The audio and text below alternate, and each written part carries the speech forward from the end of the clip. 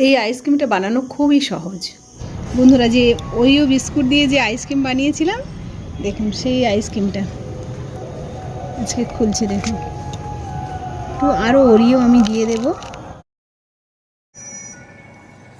কেমন লাগছে বাবু? ভালো। দারুণ। প্রথমে দুধ খুব ঘন করে ফুটিয়ে নিতে হবে, তার মধ্যে কনডেন্স মিল্ক দিয়ে দিতে হবে, দিয়ে আরও ভালো করে ফুটিয়ে নিয়ে ঠান্ডা করে মিক্সার গ্রাইন্ডারে ভালো করে গাঁজা মতো উঠে যাবে সেরকমভাবে মিক্স করে নিতে হবে।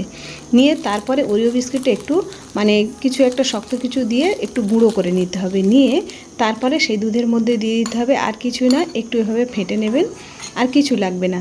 আর যদি বা আইসক্রিম মোল্ড থাকে দিতে পারেন। আর আমার ছেলে মেয়েরা ওরিও বিস্কুটের যে আইসক্রিম সেটা খেয়েছিল, আমি খামটা রেখে দিয়েছিলাম, সেটা দিয়ে একেবারে দোকানের মতো পারফেক্ট বানিয়ে নিলাম। এভাবে বাড়িতে আপনারাও বানিয়ে নিন খুব সহজে।